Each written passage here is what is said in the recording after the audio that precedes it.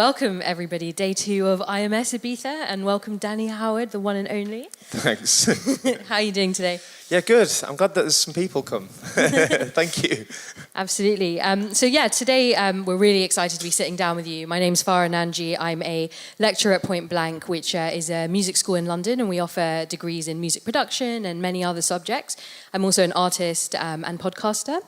And we're sitting down with the one and only Danny Howard, a man that's become synonymous with BBC Radio 1. Danny's been an integral part of the BBC family for more than a decade now, and along the way, he's firmly established himself as one of the leading DJs in the world. And this year, you're about to kick off a residency in Amnesia with Sonny Fodera and Gorgon City, which I'm sure you're super excited about. Can't wait. And so today we're going to be kind of diving into that journey from him making this serendipitous decision to enter a music competition and how that's led to him becoming one of the top tier presenters at BBC Radio 1. So we're going to explore a lot of the skills necessary to pursue a career in broadcasting, how you started out, how that medium's evolved, and also some of your radio fails. So let's go straight to the beginning. Tell us about your earliest memories of radio and how that inspired you to pursue a career in broadcasting. This picture, I'll explain that. The earliest memories of radio were actually listening to Pete and Annie on Radio 1 every week, because that was back then the place where you'd listen to or find out what the new hot releases were in dance music, so that was the place to go. So I'd always listen religiously, and that in turn then sort of motivated me to get out and DJ, which is this picture here is one of my first DJ gigs in my student union at Edge Hill Uni. And that's really where it all started, was just getting out and DJing and just listening to Annie and Pete, for the new hot dance tunes. Amazing. And so in those early days... I can't remember what the photos are, so... Okay. In those early days, what were some of those crucial steps that you took to get your foot in the door of the radio industry? And how did your DJ residency at the Syndicate and Ministry of Sound in Egypt, which is where that picture was taken, help you achieve this? Crucial steps are literally just doing everything that I can to get myself out there to build momentum, which I think is important when you're starting out in anything that you want to do. So I was offering to play my friends' birthday parties just to get DJ experience, which then would lead to like DJing in bars and then DJing like warm-up slots in clubs. And I'd also put on my own events as well, just so I could like get experience doing that. Radio actually came a bit later. I'd failed attempts of trying to get into radio. I went to my local radio station in Blackpool, Radio Wave, and asked why they didn't have a dance show on there, and it was because their target audience is 60 plus, so that was a fail. I begged my student union to look at getting the student radio station back up and running just so I could do a show on there, but there wasn't the resources or the funds to do that, so that was fail. So the radio sort of came later and was sort of put on the back burner whilst I pursued a DJ career. And that's where this picture is. I had an opportunity to go to Egypt to DJ for Ministry of Sound as a resident, and spent 3 months there, which was incredible. And then the Syndicate was my local club in Blackpool. At the time, it was actually the biggest, large capacity club in the UK at the time, and it had everyone from like Calvin Harris to Pete and David Guetta, like massive dance names playing there, and I became the resident. So but that was all from perseverance of like putting on my own events and just get myself out there locally with my own events that led to these opportunities. So the answer is crucial steps. Just do everything you can to gather momentum for yourself. Now, momentum is really important, but equally is mentorship, and you've had some really interesting mentors along the way. So tell us who they were and what role did they play in helping you refine your craft, and what did they tell you in those early days that was so important? I think to grow in anything, it's important to like learn off people, and it's an even better position if you've got someone there like by your side helping you, which I was fortunate to have. This guy in the middle next to me, Sam, the competition that I did on Radio 1, he actually ran that, and it was him that spotted something in me to be able to do radio, that it was, he had this idea to create a demo for Radio 1, and I went down to London and recorded it, and he put it on the boss's desk. So he basically was my mentor, but also like the person that gave the Radio 1 bosses the demo that they never asked for. So he was really important, and he just helped guide me as well from a production side, like in radio as well, and how to be a presenter really. Because when I started Radio 1, I had no radio experience, which is mad to say now. But yeah, he was really important. And then Paul Oakenfold here, it's mad saying that because he's one of the biggest legends in dance music. When I got on Radio 1, had a call from a random number, and it was like, "Hey Danny, it's Paul Oakenfold," and I thought it was one of my mates winding me up, but it was Paul, and he just said he wanted to work with me and help me help grow my profile, not just in the UK but in America. So he helped get me on a radio station there called Sirius XM. So whilst I was doing Radio 1, I was also simultaneously doing a show on like, not the American equivalent because it's different, but a big radio station called Sirius XM, and he helped me do that and get an agent and stuff. So yeah, mentorship is important,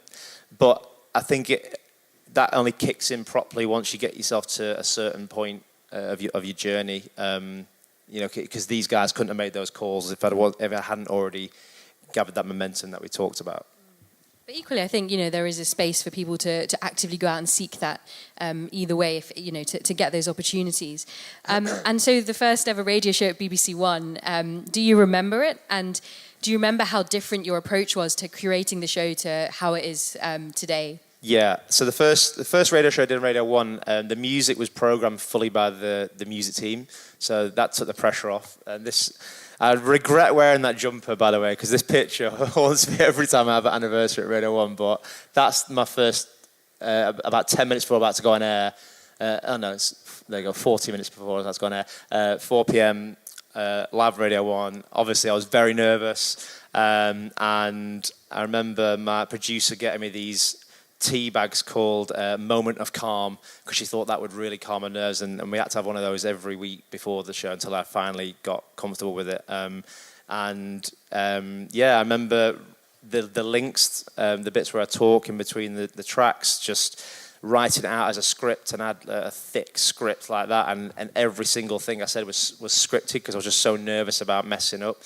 And if I was to advise anyone who wants to get into radio, is to learn to not script, because it just sounds really like stiff and not very natural. Now I literally go in with like one sheet of paper, and whatever comes out of my mouth when I put the mic up comes out. But obviously it's taken years to get to that point. But the point is, when you're talking on the radio and you want to get what you're saying on the radio, you need to get feeling across and context, and when you're scripting it, it's hard to do that. So yeah, keep it really natural. But anyway, that first show, I remember my first link was very shouty, and I got through it just about. And how long did it take you to prepare your first show? Every show takes me a full week. Even now, like the first show took a full week. Even now, it takes a full week to prepare. I mean, we're going to get into that soon. But yeah, it's still the same amount of prep. And so, talk to us about some of the biggest challenges you face, not only just at the top, but in your journey to actually getting to that top level of BBC, and how did you overcome some of those challenges? I guess consistency in terms of the music that you play, and being a good broadcaster is definitely the challenge that I faced when I was trying to just become a credible source of music, because ultimately my job is a tastemaker. So people, when they're listening to my show, I want them to trust that what I'm playing is what they should be hearing. Likewise, the artists that I support, there's so many artists out there. How can you believe that I know what I'm talking about when I'm saying you need to listen to this artist? And that just comes with time and building the relationship with the listeners.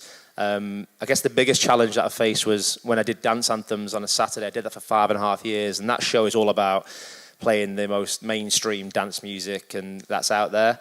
And it's almost like reflective, that show. So whatever's big, that's what we play. Whereas on a Friday night, it's more tastemaker and introducing new music, which is where that trust the listener has to have in me as a tastemaker comes in. And that was the biggest challenge from shaking off that dance anthems association to then I'm now gonna be a credible source of new music, and yeah, that was took a while, but I think I'm there now. And would you say that taking after Annie Mac was a challenge? That was a challenge, yeah, because Annie, and she had 17 years, I think 12 years in that slot, and to go into someone's shoes like that was probably a bit of a naive decision, but an opportunity that I probably never would have had again, and I just had to go for it. And the challenge was going into that slot and not doing the same as what she did, because that wouldn't be authentic on my part, but also giving something that her listeners, her regular listeners would enjoy, but also putting my stamp on it as well. So and that took actually about 6 months. The first 3 months I felt a bit lost. I felt like I was doing it all wrong and the music wasn't right, and we changed a lot, and then settled into it sort of 6 months in, and now I feel like it's got its own identity. Absolutely.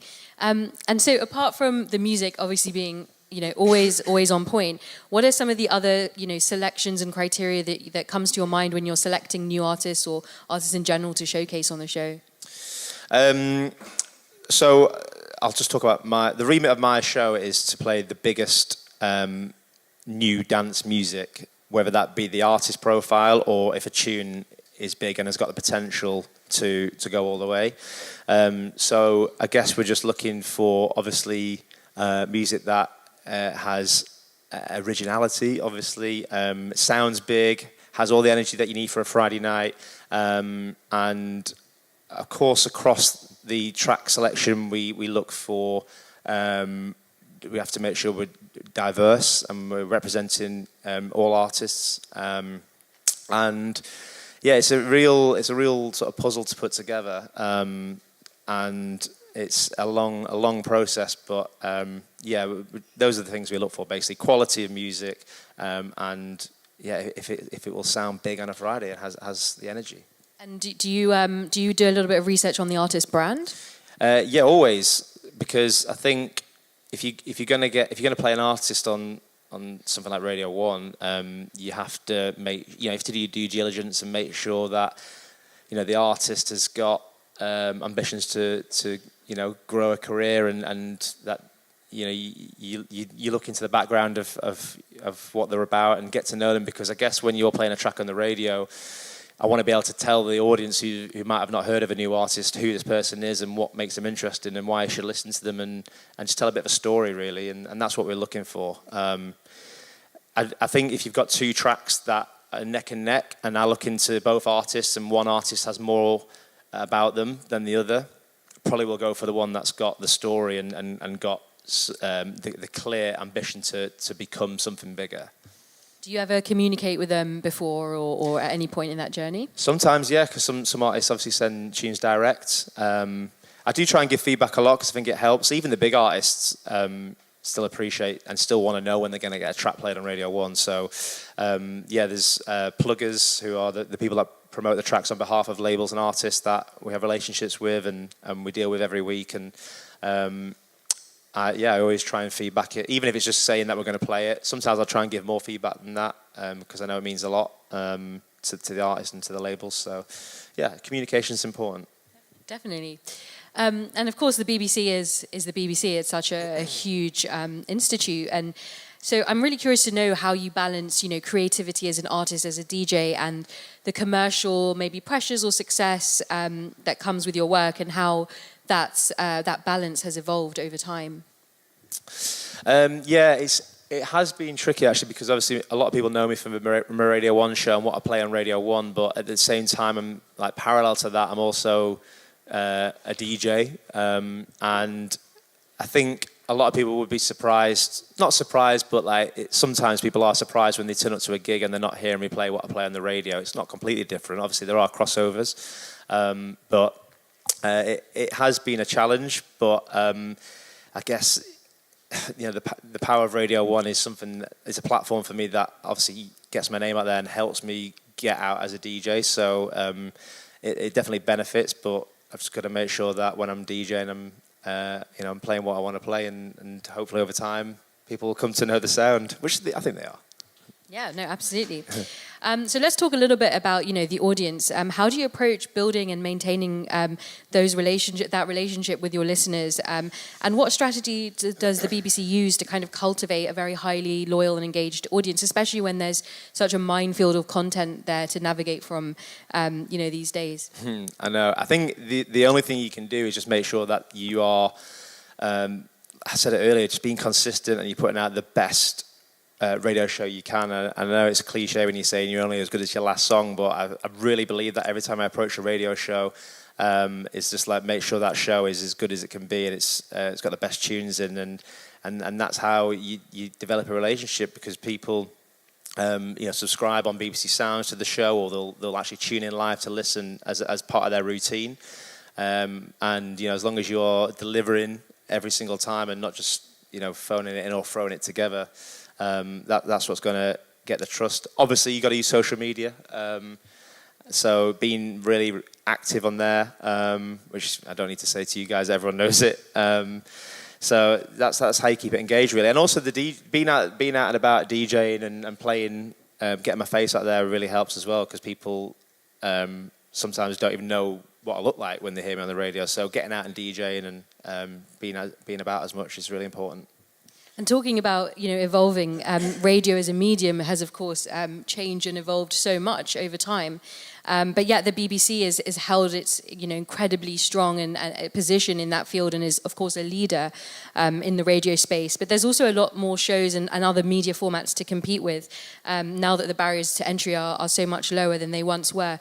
So what are the three things that you think have helped the BBC to maintain its position? Authenticity, definitely. Everything we do, I like to think, is authentic. Impartiality is a big one. You might hear that word a lot with the BBC, but it's funny because I've had friends that who are producers and DJs that have fallen out of me because I've not played the tune. It's annoying, and it might make me sound like a bad friend, but it's more that we just have to make sure that we're impartial. We're not just playing tunes to do a favour to a friend, or I'm not playing tunes so that I get a gig or I make money off it, or like have any commercial gain at all. So I think that's really important. And I think personality is the other thing I would say. One thing I'm really proud of about working at Radio 1 is not just on the dance shows, but all the shows, is when you listen, you're going to get the best music, but you're also going to get the best entertainment as well, if that's what you're looking for. A bit of personality. It's not just like a soulless, faceless playlist. And I think whether you're into that or not, but I think that's what the beauty of radio is just like having that connection with the presenter and feeling like you know them and that you trust them, and that's what I think as well. So personality, impartiality, and authenticity. What's your biggest radio fail? Anything that involves this man, Dead Mouse. I've eaten a few pies that summer as well. So, Dead Mouse. We have a love-hate relationship. So my first ever big interview was 2012. It was in Hackney for our big weekend. And my producer said, we've secured an interview with Dead Mouse. And I was like, buzzing. This is my first big interview. He's a massive name, big fan.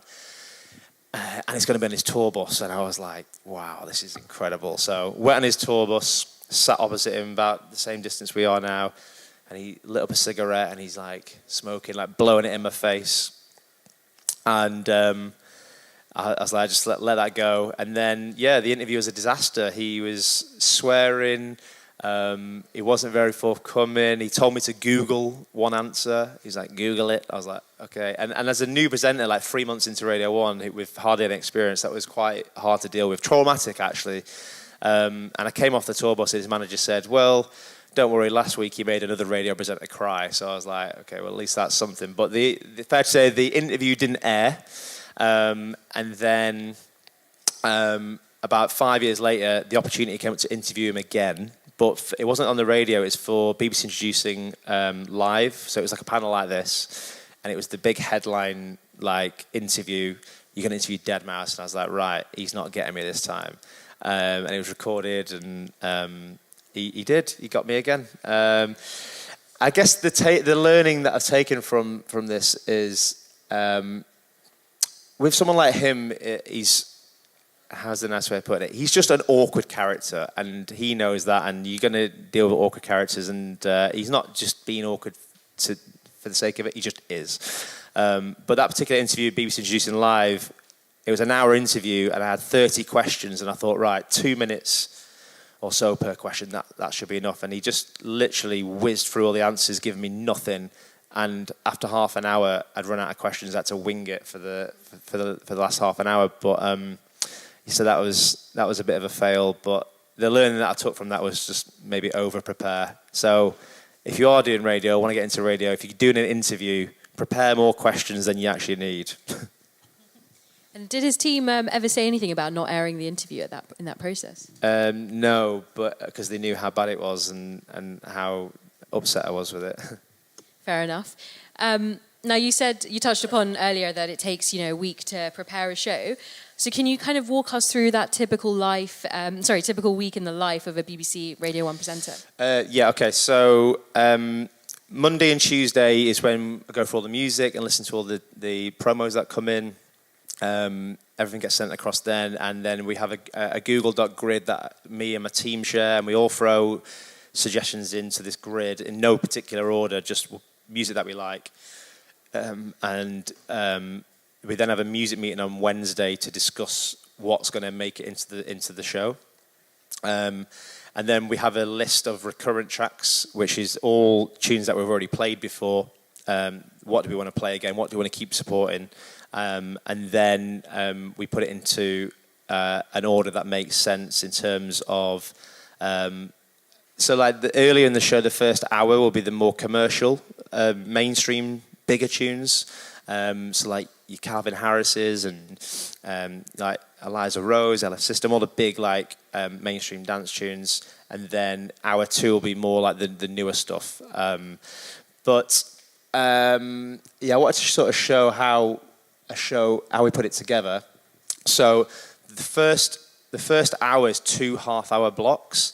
And the reason for that is, and it's pre-mixed half-hour blocks. So, and the reason for that is so that it keeps it nice and tight. It means we can get more tunes in as well, and it means that, it keeps the pace up of the show. It just makes it sound energetic and exciting. So, get out of the way here. This bottom one here is like a little screenshot of the like 1 half-hour chunk, and then I've just zoomed in there. So that is this section here. So this is all nice and mixed, and then I would like loop a section for like a minute. So that's when you'll hear me come in and talk and say whatever I want to say. And then this here is just a demonstration of how I'd get from like drum and bass to a house tune, just changing the tempo. Really simple. But I didn't want to go too technical and do like a live demonstration. I just wanted to literally show how it would look on an Ableton screen in terms of how I lay the tracks out. And then, putting in talk pockets, changing tempos. And that's a really simple overview of how the show comes together. And then the second hour is smaller chunks, maybe like 10, 15-minute blocks and individual tracks as well, just to give me the freedom to come in and out and, say what I want to say and maybe swap the order a bit, depending on how I'm feeling. And something interesting, and it could be a challenge as well, is that you literally have only those 60 seconds, right? You can't go above talking for that. It sounds better when I do keep to the time. Sometimes I don't, but... that's the thing with Radio 1. Like you have complete freedom, but we just choose to do it this way because it sounds cleaner and sounds sort of tighter. But like on like commercial radio, that you have your talk pocket and that is it. You cannot talk out of it. So I try to keep to it. And so then this gets mixed down, gets sent to the BBC, and then yeah. Thursday, So I'll Friday. bounce these down, send them all to my production team. They'll load them into the system.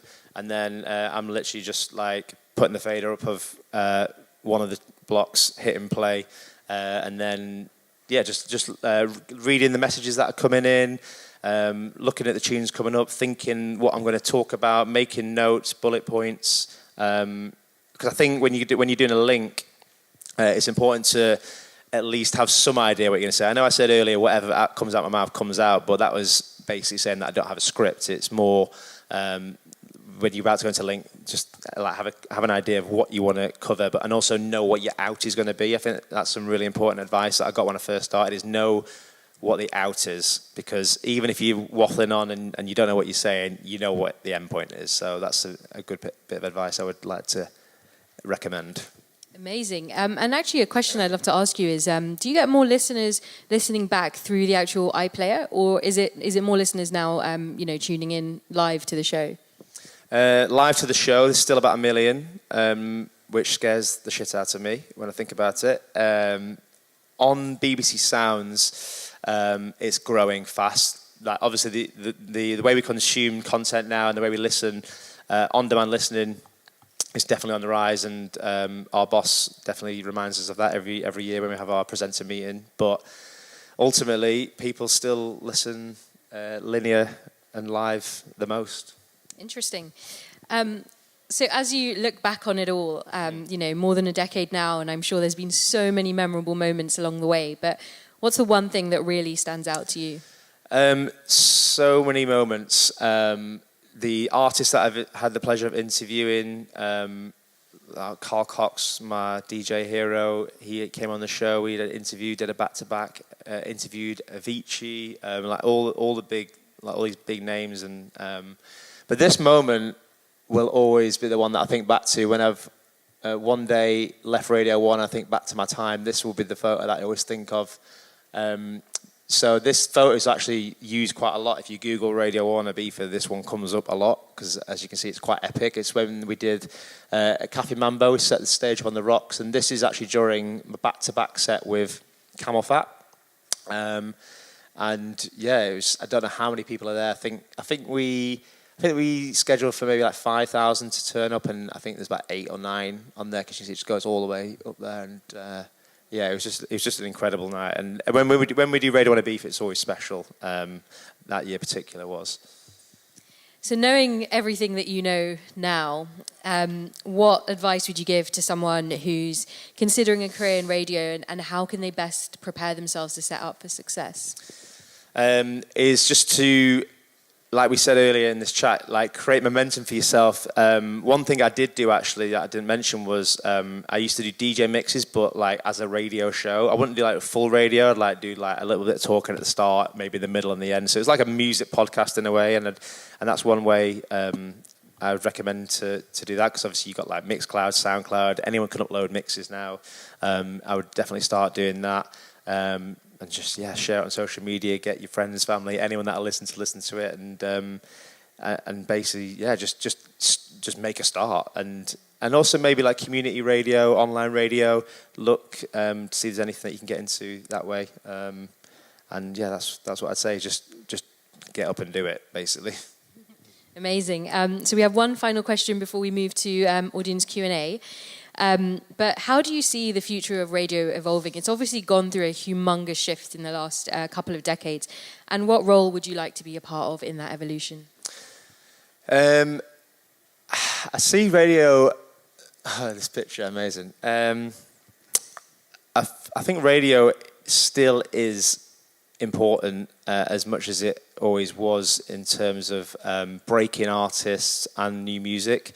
Again, it comes back to that, the realness of it, the connection with the presenter, the trust in what you're listening to, which you don't really get on streaming platforms or social media. Obviously, there's a lot more competition now, but I think radio is a sort of true like barometer of what really does connect. Because there's a lot of things on TikTok and Instagram, music-wise, that doesn't really work for radio, and therefore might not really work in a club. It just works as that 15 or 30-second little piece of music, but as an actual record, and actually, connected with someone and making someone move, it doesn't always work. So I think radio has a big part to play in that as well, and I don't think it's going anywhere anytime soon. So as much as these social media platforms are growing and streaming is becoming, is obviously very important, radio is a true reflection of what we're listening to, what we should be listening to, and in terms of dance music, what's happening in the clubs. And what role do you want to play in that evolution in the future? How long do you see yourself doing this? For as long as radio will have me, I guess. I've been lucky enough to be there for 11 years now, and I do think about, and my goal was to always get to the slot that I'm doing. 6 p.m. Friday night is the ultimate slot for a radio dance DJ. I never actually thought I'd make it there, but then when Annie left and they offered it me, it was obviously a dream come true. So hopefully I'll do that for a few more years, and then we'll see. But I'll always, no matter what I'm doing as a DJ, I'll always want to do radio now. It's I literally live for it every single week, and it's just amazing to be able to discover new music, discover new artists, and be able to help them, give them the platform that they need to go on and have their own success. Absolutely. And one final question that I You just thought of this, haven't you? Yeah, I did, yes. But, it's really interesting, obviously, because you're a radio presenter and DJ, but you're also a DJ. So how does your mixing technique change between both? It was different because obviously when you DJing in a club, you can see the people.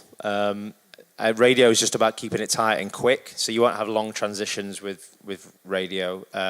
Unless it's like an essential mix or an actual guest mix. When I'm scheduling the mixes or putting together the mixes, it'll be like 4 bars and then into the next tune, just really, really quick. Whereas obviously in a DJ set, you want to create more of a journey and have longer transitions. So yeah, that's the difference. Nice. So thank you, Danny. If anyone has any questions, we'd love to ask them. Oh, gentlemen. Cool. Right back to what you just said. For like the radio show, you prefer, and you think it sounds better to keep the transitions tight versus, the longer lengthy. I think so. Unless before, I showed you that loop. Unless you're creating like a talk pocket, then yeah, I would say certainly for my show, it's about keeping the listener interested and keeping it sounded fun and high energy. And with long transitions, you risk sucking that energy out, I think. Because I think, it's like when you've been in the car with someone and they're flicking through the radio stations, because they don't like a song. Especially when you're breaking new music, right? You want them to hear just that. Yeah, exactly, yeah. Skills. Yeah, so that's the reason why I do that. Any other questions? Every single Friday to be on the radio on one place, is it for you chance to pre-record your show? Then you have another gig or... Oh, right. No, I always do it live. Always do it live. So tomorrow I'm going to fly back and do the show live. Yeah, it's about, and it sort of goes back to what I say about like radio being king compared to streaming and social media music wise, because it's real, it's reactive. People texting in, there's nothing better than a shout on radio. It's like feeling that you're connected with the audience and then feeling connected with you and being able to talk about what's going on that weekend. And it feels better and more exciting. And there's nothing worse than having to record a Friday night dance show on a Monday morning. It's just not the same energy. So yeah, I know some people have to do it and that's fine, but personally, live. Yeah, it just means I can't DJ really on a Friday unless it's near London. So, but look, it's a compromise I'm willing to make. I've got a question here. How would you compare the pressure of being a broadcast DJ to a performing DJ? And is there anything you do to get yourself in the zone before you play or you're on broadcasting? Because I presume, broadcasting to millions of people on BBC is quite a nerve-wracking experience, especially in your early career. So could you maybe share some insight about that? I think if you're early in your career and you do get nervous before you go on, just I think you just need to. The one bit of advice I got, which is a bit of a 101 if you're already into radio, is don't think about the amount of people you're broadcasting to. Imagine that it's just you and your best mate. So like me and you in the room. I'm just talking to you, and I'm playing you this song, and when you hear me talk on the radio, rarely I will refer to you lot or all you people. I will always say like you, because radio, when you're listening, can be like quite a personal thing, quite an intimate thing sometimes, and you sort of want the radio presenter to feel like they're talking to you, and I guess that's a great tip to take on board for when you're broadcasting, but it's also a great tip for if you are feeling a bit anxious about how many people you potentially might be speaking to. Funnily enough, I actually get more nervous DJing because I can see the people. Like, I'm actually more nervous about this than when I go on air on a Friday. Friday night now, because I've done it for so long, I'll literally be talking to my producer with 10 seconds to go, and then I'll just put my headphones on and go, because it's just natural to me. But if I could see the people, I'd be in the toilet. Honestly, it's different. Other than the tunes that you select and play and your intuition and your knowledge about your subject matter, I guess one of your secret weapons would be your voice. How do you handle your voice when you go on air? It's a good question. I don't just project, smile. I don't know if you've heard that tip before. Someone said it to me before I started radio. I thought it was a bit crazy, but it actually works. If you smile when you talk, it just has a more positive effect than when you talk. What you would expect. Just try and speak as clearly as possible, which I don't always do. And I guess just, like I said before, have in your mind what it is you want to say, so you don't end up waffling and just going off on a tangent, really. So yeah, and during the summer, if you are a touring DJ, the vocal zones, these little pastels, I swear by them in the summer. Staying hydrated, of course. And staying hydrated with water. Question over there? Yeah, thanks. Hi, Danny and Martin. Just wondering, what's the biggest number one challenge you face at the BBC and with your radio show, and how do you see it kind of progressing over the next 5 to 10 years? Are you alluding to a certain thing, like in terms of listeners and competition, or just in general? Just really in general, Danny. I mean, the media industry, I'm not actually connected to it. So I'm asking from an unconnected standpoint, really. But just obviously, just the rapid growth of tech and the rapid growth. The challenge is to keep people listening and and make sure when people want to listen to the radio, they choose Radio 1, and when they want dance music, they choose Friday night. So it's a challenge, and it's down to us as the presenters to make sure, obviously we're delivering great content and great radio shows, but doing everything outside of radio in terms of DJing, social media, just to make sure people are engaged and they know about us. It's just about shouting loudly. And as time goes on and the more tech gets bigger, we're having to shout even louder and just make sure we're visible on everything to bring people back into the radio show, ultimately. Definitely. Rob. Hi, Rob. I've got a question. You've been doing the show a long time. Are there moments where you're about to do the show of the day where you don't feel well or you've got low energy? How do you, obviously you can't go on radio, but low energy is no good. So how do you get yourself out of that? There must be times where you don't feel well, you've had a night out or whatever. And how do you... What makes you think I do that? How then do you kind of get yourself in the zone? Well, purely because I love it and it's my passion. So it actually doesn't take much for me to get up for it. And if we all have bad days, we all have days where we feel low, and sometimes ill. I've never called in ill, I don't think, but I've just always dragged myself there, even if I have. And it's like as soon as you start the show, it's just the adrenaline kicks in. So there's no real advice I can give other than tell you what the reality is, which is that the passion is what gets me out the door into the studio, and then once the adrenaline kicks in, it carries you through, and then as soon as you finish the show, you feel shitty again. So yeah, you get through the show, and honestly, it's hard. It's hard. It sounds like a bit wishy-washy, but it really is the case. Like you just because you love it and you want to be there, it doesn't really take much. So yeah. Thank you. Have you ever missed one show? No, I don't. I'm looking at Anna from our management team over there. I don't think I have. No. I mean, I get 5 weeks holiday a year, and I don't even use them. So yeah, I just love it. I do 1 show a week, and obviously we're all entitled to holidays, but I just love it so much. I hate taking time off. So yeah. Nice. It's like F1 drivers. If you take the time off, someone else is going to take that seat. Exactly. Any more questions? Yeah. You spoke about the 2 personalities you are. Is there some pressure from maybe clients or bookings that someone maybe book you because of your name from radio, and then he is excited like, oh. No, because when we get people asking to play a gig, we have a system where I have an agent, I have a management team, and they act as like a filtering process to make sure it's the right kind of show that I want to play as a DJ. Obviously, the association with Radio 1 benefits that. But on my show, I play drum and bass, but I will never play drum and bass in a club because that's just not what I do. I think most people that book me know that I'm going to go and play house music. So, no, I have a good filtering process.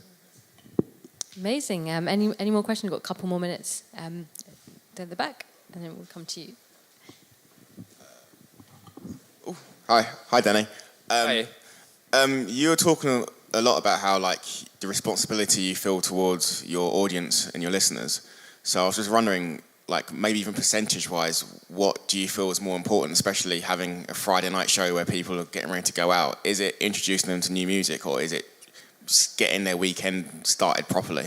Because you can kind of control the start of someone's weekend. Well, I'd say personally it's more important for my passion is to introduce new music and new artists, but it's actually more important to reflect what the mood of the nation is, and that is to get them ready for a Friday night. But with that comes an amazing power almost that because that's what the remit of the show is, means that we have more listeners because it appeals to a wider market. So when I do play a new artist or a new tune, it moves the needle more because there's more listeners. Whereas if I just played all new music in my slot, it would not appeal to the wider market, which is why I have the later shows as well. So like mine's more mainstream, but when I do play a new track, it has more impact. And then it gets later, then Sarah will go newer, and then the later you get a Radio 1, that's when it gets more and more specialist, and those shows are really, really important, and almost act as like a filtering process. So sometimes a new artist or a new track might not start on my show, it might start on Sarah, or it might start on Jaguar. They might play it a few times, then they'll message me saying, have you heard this? It's getting a really good reaction. Then I'll go, let's give it a go. And then I'll go on my show and go, you might have heard this on Sarah and Jaguar. They love it. You might love it, and so there's a real good sort of ecosystem of the way that we filter music through the shows at Radio 1, which I'm really happy with at the moment. And what about in COVID? I mean, did your selection for music change in terms of the energy perspective? No, yes, but almost like, sorry, that was really on the fence. Yes, it changed, but positively. We almost doubled down, like, in terms of like energy, because people were obviously we wanted to make it feel like Friday night, but even more so, like, because people were obviously in the kitchens and they couldn't go out, whatever, and we didn't soften it or pull back at all. We almost like went in even more. Generally, you're open to most types of house. Yeah, of course, any type of electronic music, not just house. I did say yes already. Yeah. Great, and that's all we have time for. So thank you so much, Danny. Thank you so much for coming. Thank you.